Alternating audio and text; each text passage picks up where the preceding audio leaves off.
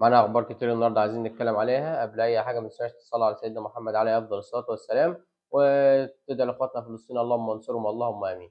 نخش على موضوعنا النهارده. أول موضوع معانا هو صفقة محمد علي بن رمضان. محمد علي بن رمضان كان متواجد النهارده في القاهرة. اللاعب أجرى الكشف الطبي بنجاح، واللاعب لا إما هيتم تصوير البرومو لا إما تصور النهارده أو هيتصور بكرة.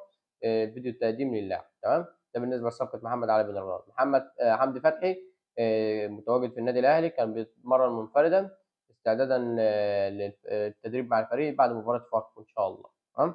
ده بالنسبة للصفقتين الجداد للنادي الأهلي اللي هتشارك معانا في كأس العالم للأندية. محمد سيحة النهارده كان متواجد في السفارة الأمريكية لإنهاء كل إجراءات والانتقال مع النادي الأهلي في كأس العالم للأندية. تمام. بالنسبة لعمرو السولية تم الاتفاق مع نادي السواحلي الليبي الانتقال ليهم لمدة عامين. دي أخبار بنسبة 95%. ممكن نشوف عمرو السولية في نادي السواحلي الليبي الموسم القادم. أتمنى والله بجد يعني إن عمرو السولية ياخد معاه الكابتن رامي ربيعة في إيده عشان مش عايزينه تاني. كفاية على كده يا كابتن رامي. تمام. الموضوع الخامس معانا ليو ديانج لم يتم التفريط فيه من إدارة النادي الأهلي إلا في حالة واحدة.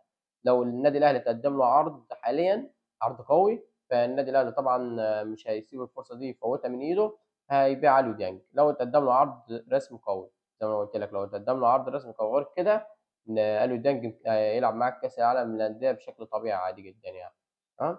دي بالنسبة لصفقات النادي الأهلي الجديدة. إن شاء الله استنوا فيديو معانا شوية كده، هاطلع أقول لكم عن الأخبار الجديدة.